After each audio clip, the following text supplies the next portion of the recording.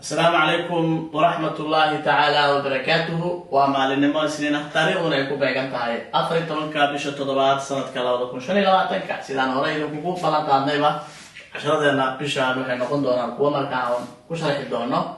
كرامركا ما تصبح عن قادم دونا عشر كدوان كوي هراء وسوا قادنا adjective possessive ومعناه ذو حتاعي صفها وحنا حنشو adjective صفها possessive ولا حنشو marka waxaan qaadanaynaa ayaga laftiisu waxaa loo kala qaybshaa masculine iyo feminine af Soomaalidu waxay noqonaysaa lab iyo dhadig marka hadda waa qaybta marka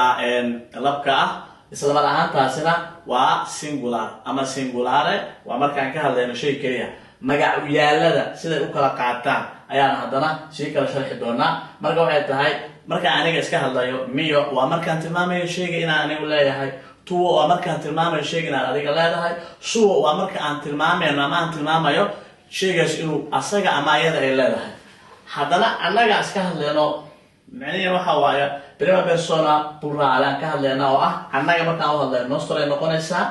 vostro waxay noqonaysaa adinka marka wixii tilmaamayo loro waxay noqonaysaa ayaga waxooda marka aan tilmaamayo isla mar ahaantaasna waa singulare ama waa mufrad dabcan sida halkaan ka aragtaan waa singulare adjective possessive sifaha lahaansho marka saan filayaa casharkan kooban halkaasaan ku ekeenaynaa hadduu ilaahay yidhaahdo casharada kale aan kusii sharxi doonaa qaybta kule ka maqan hasaate waxaa naga xasuusinaa inaad idinkuna akhrinta badisaan oo aad isku daydaan wax badan jumlada inaad gelisaan aad dhegaysataan inta aan ku kulmi doono casharkan mid lamid ah waxaa idinkaga tegaynaa nabadgelyada noolu kulantay wasalaamu calaykum waraxmatullahi tacaala wabarakaatu mahadsantiin